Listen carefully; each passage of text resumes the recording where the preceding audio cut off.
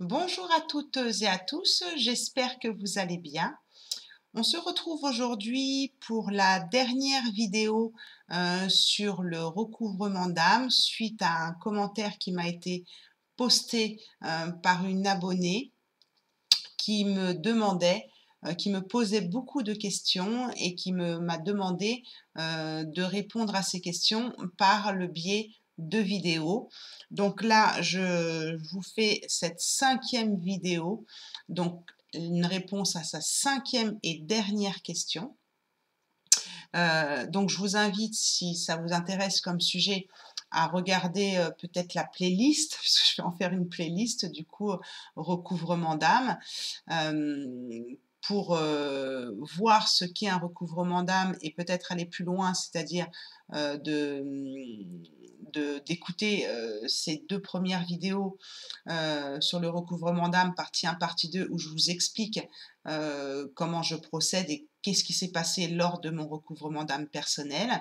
Et puis après, effectivement, ces plus courtes vidéos, en tout cas j'essaye de faire le plus court possible, ces plus courtes vidéos pour répondre à Marie-S, à une abonnée, pour répondre à ses questions, pour aller un petit peu plus en profondeur.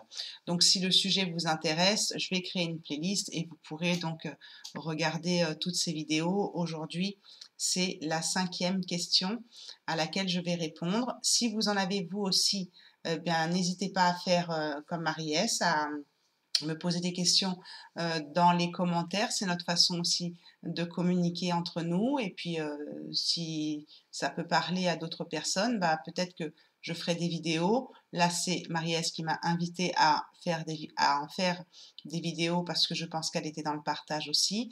Et comme elle me dit, voilà, je vous ai bombardé de questions, vous m'avez passionné. Donc, elle voulait en savoir plus et avoir des réponses à ces questions, même si j'ai mis un petit peu de temps, j'en suis désolée, à répondre à toutes ces questions. Mais en tout cas, je suis ravie de le faire parce que ces questions ont vraiment été pertinentes et c'est pour ça que je vous invite vraiment à regarder les réponses que je lui ai données. Aujourd'hui, elle me pose la question sur le recouvrement d'âme que je me suis fait. Donc je précise, comme j'ai précisé dans toutes les vidéos, Marie-S a fait un recouvrement d'âme, mais ne l'a pas fait avec moi. Donc je ne sais pas comment elle a pratiqué, quelle pratique en tout cas elle a utilisé pour faire son recouvrement d'âme. Dans ma pratique à moi, on extrait d'abord les fragments d'âme qui ne nous appartiennent pas pour faire de la place et intégrer ensuite et récupérer les fragments d'âme qui nous appartiennent pour avoir une âme complète. Et parfois, pendant les délibérations de mémoire karmique, on s'aperçoit, et ça je l'explique dans les autres vidéos, donc je ne vais pas m'étaler, qu'il y a encore des recouvrements d'âme à faire, mais qu'au moment où on fait ce recouvrement d'âme complet avec moi, notre âme, elle n'est pas prête à intégrer tous les traumas, à soigner tous les traumas, à aller travailler tout ça. Donc, dans ma pratique de recouvrement d'âme, ça se passe en 2 étapes et je peux allier effectivement des libérations de mémoire karmique si elles ont besoin d'être libérées, qui sont liées à des traumatismes ou des blessures émotionnelles ou des situations difficiles dans vos vies antérieures, votre vie actuelle ou vos vies futures ou encore vos ancêtres. Pardon. Je peux aussi allier des passages d'âme parce que si c'est un fragment d'âme qui est chez une personne décédée, bah déjà savoir si elle est à sa juste place. Donc ça, c'est pareil, je vous l'explique dans une vidéo comment je considère et comment je fonctionne dans les passages d'âme. Et si une émotion ou un traumatisme remonte pendant ce recouvrement d'âme, eh bien effectivement, il est possible que j'allie aussi l'EFT qui fait partie de mes pratiques. Donc pour ceux qui ne me connaissent pas, je m'appelle Stéphanie, plus connue sous le nom de Stéphanie FJ. Je suis guérisseuse du corps et de l'âme et donc vous avez toutes mes pratiques en dessous de cette vidéo ainsi que mes formations si vous voulez vous former au pendule et vous faire vos propres soins énergétiques qui sont eux aussi thérapeutiques.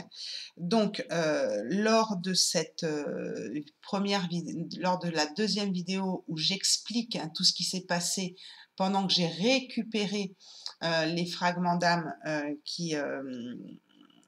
qui m'ont été pris. Je parle de ma chienne décédée. Donc, la question de Marie-S, donc je vais vous lire ce qu'elle m'a écrit. J'ai été très touchée par votre expérience d'amour avec votre chienne. Est-ce que les animaux ne font-ils pas cela par instinct pour nous retrouver dans une autre vie? Donc, quand elle dit ne font-ils pas cela, c'est-à-dire ne prennent pas un fragment d'âme pour justement nous retrouver dans une autre vie. Il n'y a-t-il pas de corrélation entre nos amis animaux, nous, les pertes d'âme et les contrats d'âme que l'on aurait avec eux? Dans ce que je peux voir dans les recouvrements d'âme que j'ai avec des consultants et en l'occurrence celui que je me suis fait, où je parle de ma chienne, je ne pense pas, Marie-S, sincèrement, que ce soit par un instinct pour nous retrouver dans une autre vie. S'il y a retrouvailles dans une autre vie, ça se fera. C'est-à-dire que c'est comme un contrat d'âme qu'on aurait signé avec une personne et on retrouverait effectivement l'un ou plusieurs de nos animaux qu'on a perdus dans une vie antérieure. Mais il n'y a pas besoin de prendre un fragment d'âme à une personne ou à un animal pour la retrouver dans une autre vie. Donc pour moi, c'est pas par instinct qu'elle a fait ça, ma chienne. Je l'explique dans la vidéo. C'est parce qu'elle avait besoin de me garder pour se sentir en sécurité dans sa fin de vie. Comme j'ai pu parler d'un fragment d'âme que moi j'avais pris à un de mes patrons qui m'apportait cette reconnaissance et cette bienveillance. D'ailleurs, ça m'arrive de le retrouver dans les recouvrements d'âme que je fais avec des personnes. C'est-à-dire qu'elles ont pris des fragments d'âme, des moments de joie qu'elles ont eu avec des personnes qui leur redonnaient de l'estime de soi. Donc, c'est pas forcément que des traumatismes aussi dans l'extraction. On les retrouve un petit peu plus dans le recouvrement. Mais c'est pas un instinct juste dans ce but-là de se retrouver dans une vie future, dans une autre vie. Donc là, j'espère avoir bien répondu à la première phrase. C'est plus un instinct de sécurité et une énergie d'amour, une connexion d'âme que l'animal et la personne qui perd l'animal garde, cette connexion d'âme qu'elle garde. Ça peut être le contraire aussi, hein. C'est-à-dire que suite à ça, j'ai failli adopter une chienne. J'étais pas du tout prête, hein, franchement. Et je suis toujours pas aujourd'hui. Mais en fait, c'était deux chiennes, donc la mère et la fille, qui avaient perdu leur maître. Et donc, ma mère était décidée à prendre la plus jeune, et je me suis dit, je sentais que c'était pas possible de les séparer, ces chiennes. Et donc, j'ai dit à ma mère, bah, écoute, si tu prends la plus jeune, il faut qu'elle puisse continuer à se voir. Et donc, j'ai pris la plus vieille. Seulement, ça n'a pas fonctionné parce qu'elles n'habitaient pas dans au même endroit. Donc, la maman, moi, j'avais récupéré la maman, elle hurlait à la mort. Enfin, elle se calmait quand je faisais des câlins. Ma mère emmenait sa fille, donc la fille de la maman chienne que j'avais. Et dès que sa fille partait, c'était des hurlements à la mort. Donc, comme on avait demandé un test à la personne qui cherchait un maître parce que leur maître était décédé, on lui avait dit on fait un essai. Enfin, moi, je lui avais dit par intuition, je sentais que ça n'allait pas bien se passer. Mais comme je n'ai pas la vérité infuse, j'ai testé quand même. Et ça s'est pas bien passé en fait. Elles n'ont pas pu se séparer. Donc du coup, je crois que cette femme qui a récupéré ces chiennes et qui cherchait à les donner n'a pas pu les séparer et les a gardés en fait. Et il est possible que ça se passe aussi dans le sens contraire, hein. C'est-à-dire que peut-être que ces chiennes ont pris un fragment d'âme de leur maître pour justement garder cette connexion. Peut-être, c'est pas sûr, mais ça peut se passer dans l'autre sens aussi. C'est-à-dire que là, c'était ma chienne qui m'avait pris un fragment d'âme pour peut-être surmonter ce passage.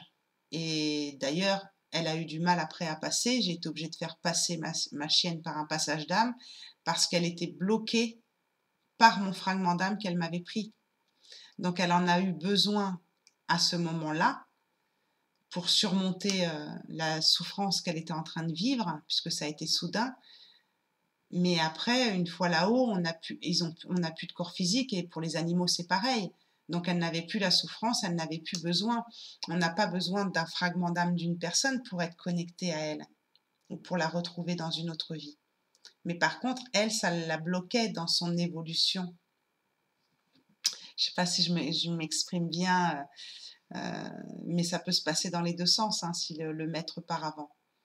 Ou j'aurais pu, moi, prendre un fragment d'âme de ma chienne, mais pas dans l'état d'esprit de la retrouver dans une autre vie. Maintenant, est-ce qu'on les retrouve dans une autre vie? Ça, franchement, je n'ai pas la réponse. Je ne sais pas si quelqu'un a la réponse, parce que c'est vraiment deux mondes différents, hein, pour les animaux qui sont décédés et les humains, ils vont pas au même endroit, hein. Donc, c'est pas... voilà, il y a les êtres humains, il y a les végétaux, il y a les minéraux, il y a le monde animal. Donc là-haut, c'est un peu pareil, en fait. Donc, peut-être hein, qu'on peut les retrouver, hein, je ne sais pas, mais je ne pourrais pas te l'affirmer avec certitude, comme je peux affirmer des choses avec certitude, parce que je crois ce que je vois et quand je vous parle de quelque chose dans mes vidéos, c'est parce que je l'ai vécu ou parce que j'ai eu des retours de personnes ou ce genre de choses. Donc ça, peut-être, voilà, je dirais peut-être qu'on les retrouve dans une vie antérieure, mais en tout cas, dans une vie future ou dans une autre vie, mais en tout cas, on n'a pas besoin de ce fragment d'âme. Ensuite, je crois que tu m'avais posé une autre question. Y a-t-il une corrélation il n'y a-t-il pas de corrélation entre nos amis animaux, nous, les pertes d'âme et les contrats d'âme que l'on aurait avec eux? Non, je ne pense pas qu'il y ait de corrélation. On perd pas systématiquement un fragment d'âme quand on perd une personne ou quand on perd un animal. C'est pas un contrat d'âme de prendre un fragment d'âme d'une personne ou de lui laisser nous prendre un fragment d'âme. Pour moi, c'est pas un contrat qu'on signe, ça, par contre. Donc, il y a cette énergie d'amour, par contre, de bienveillance, qui est très présente parfois quand un animal ou une personne vient nous prendre un fragment d'âme. Comme je vous expliquais l'histoire d'un patron, je l'ai vécu aussi dans une séance où pareil, un client avait un fragment d'âme des personnes qui l'avaient formé. Donc voilà, parce qu'il y avait cette reconnaissance de mon patron, il y avait, je l'explique hein, ça dans la partie 1, je crois, dans la partie 1, recouvrement d'âme, partie 1. Voilà, il y a ce besoin de soutien, il y a peut-être ce contrat d'âme effectivement entre l'animal et nous, parce qu'il y a quand même des animaux qui ont des sacrés contrats d'âme avec leur maître, hein, c'est-à-dire que c'est des chiens battus, hein. C'est des chiens battus, c'est des chiens qui dorment dehors. Enfin, moi, tous mes animaux que j'ai eus, ça a toujours été dans le respect. Il fallait surtout pas parler mal à ma chienne, hein. Il fallait pas lui dire dégage, par exemple. C'était un mot qu'il fallait surtout pas utiliser à ma chienne. C'était sors de là, descends, mais du canapé ou ce genre de choses. Mais dégage, non, pour moi, c'était un mot qu'il fallait surtout pas utiliser avec ma chienne. Donc, il y a peut-être effectivement aussi un contrat d'âme, je pense, là, c'est fort possible, des contrats d'âme d'avoir cet animal ou que l'animal choisisse ce maître, parce que peut-être dans l'une de ses vies antérieures, il a mordu, il a fait du mal à un humain et il vient se réincarner pour que l'humain lui fasse du mal. C'est fort possible, le karma c'est la cause à effet, hein. Donc c'est pas seulement pour nous punir, hein, c'est juste pour venir expérimenter ce qu'on a fait expérimenter à d'autres personnes. Donc oui, je pense qu'il y a quand même un contrat d'âme. Comme on dit, on choisit nos parents. Moi, je pense que les chiens et les animaux nous choisissent comme les minéraux, hein. Il y en a qui ont la main verte, il y en a qui ne l'ont pas. Et les pendules, c'est pareil, hein. Je vous l'explique dans la formation, vous choisissez votre pendule, mais votre pendule vous choisit aussi. Et là, on est dans le minéral. Vous voyez? Donc, on ne va pas parler de contrat d'âme, là, mais presque. Donc, je pense qu'il y a quand même effectivement des contrats avec nos animaux. Mais au point de signer un contrat de perte de fragments d'âme, non, je pense pas. Je pense pas que ça fasse partie du contrat. C'est plus jouer sur la relation qu'on a avec l'animal ou avec la personne qui vient nous prendre un fragment d'âme ou qu'on prend inconsciemment chez cette personne. C'est plus lié à une situation de traumatisme ou de joie. Voilà, de réconfort. Voilà, donc j'ai un peu plus d'émotion là parce qu'on parle d'un sujet qui me touche parce que ça a fait 1 an le 17 octobre et c'est encore très dur pour moi. Voilà. Bon, j'espère que, en tout cas, j'ai bien répondu à ta question. Je pense que oui, j'ai fait le tour de toutes tes questions. Si tu en as d'autres, si ces vidéos où j'ai répondu à tes questions ont réveillé en toi d'autres questions, je suis ouverte, bien sûr, Marie-S, et je suis ouverte aussi aux autres personnes qui s'intéresseraient à ce sujet-là, qui est très passionnant et qui, pour moi, reste primordial. Comme j'expliquais, ou que j'explique souvent à mes patients, consultants, il y a 2 choses importantes dans la thérapie, dans le travail sur soi, c'est aller vérifier ses recouvrements d'âme, déjà d'en faire un complet, même si il en restera peut-être, mais que notre âme n'est pas prête sur le moment à tout récupérer et en tout cas à tout récupérer, parce que je pense que l'extraction se fait, mais des fois on a encore besoin d'extraction. Il y a ça, et il y a aussi vérifier tout ce qui est inversion psychologique et bénéfices secondaires. Ça, j'en ai fait une vidéo il y a très très très longtemps sur ma chaîne. J'habitais même pas ici, donc il y a très très longtemps. Et c'est vraiment 2 paramètres à prendre en considération dans un bon développement personnel, dans un bon travail sur soi. C'est vraiment ces 2 paramètres pour qu'on ait vraiment la force, parce que l'inversion psychologique, c'est terrible aussi. Et c'est super long, et il faut les lever tout le temps, il faut les lever tout le temps. Moi, je travaille tout le temps sur des inversions psychologiques parce que des fois, on fait tout pour guérir, on fait tout pour nettoyer ses blessures, on fait tout pour libérer ses karmas, mais il y a toujours quelque chose qui bloque. Et en fait, ça vient des sous-personnalités qu'on a à l'intérieur de nous qui font que ça bloque le travail que l'on est en train de faire et on s'épuise. Et on n'a pas de résultat. Et c'est parce qu'il y a une sous-personnalité en nous qui a une inversion psychologique, ce qu'on appelle une inversion psychologique. Et donc ça, moi, je le vérifie chez les personnes s'il n'y a pas une sous-personnalité qui crée une inversion psychologique. Donc j'essaierai de vous retrouver la vidéo, sinon je vous invite à aller je crois que c'est dans la vidéo développement personnel, où vous retrouverez la vidéo sur les inversions psychologiques. Voilà, pour moi, c'est 2 paramètres vraiment très très importants. Et puis après, bien sûr, tout ce qui suit, l'émotionnel, les libérations de mémoire karmique, les soins énergétiques, voilà, libérer ses traumas. Et comme je vous ai dit dans les autres vidéos, aller chercher en profondeur pour enlever la racine de toutes ces mémoires négatives qui nous empêchent d'avancer. parfois, et parfois qui ne nous appartiennent pas, voilà, qui sont du transgénérationnel. Il y a du lourd à travailler, hein. Je vous ai fait une vidéo «Pourquoi le chemin d'éveil est si long?». Je parle de tout ça.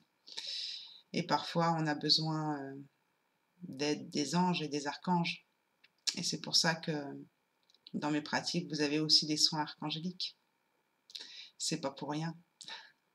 Parce que des fois, on a besoin d'un coup de pouce et on ne sait pas trop comment demander.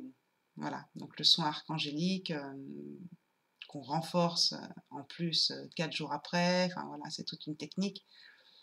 Bah, on en a besoin aussi de temps en temps. Voilà. Quand besoin d'un coup de pouce. Voilà Marie-S, voilà à toute la communauté. J'espère que ces vidéos vous auront aidé. En tout cas, c'était mon but. Et puis aussi de répondre à une abonnée fidèle qui s'intéresse au sujet. Et bravo à elle de s'intéresser à ce sujet-là parce que comme je vous l'ai dit, c'est très très important. Merci à vous pour vos likes, si vous avez envie de m'aider et si vous avez aimé ce que j'ai pu vous dire dans cette vidéo. Merci pour vos abonnements en conscience. Regardez un peu ce qui se trame sur cette chaîne, hein. Je parle un petit peu de tout. Pas de tout, mais de plein de choses en tout cas. Et puis si vous avez envie donc de vous abonner en conscience, hein, pas parce que je vous le demande, mais pour me faire plaisir, d'accord? Bon, je vous fais de gros gros bisous. N'oubliez pas que la personne la plus importante, c'est vous. Prenez soin de vous pour mieux prendre soin des autres. Je vous embrasse. Ciao, ciao.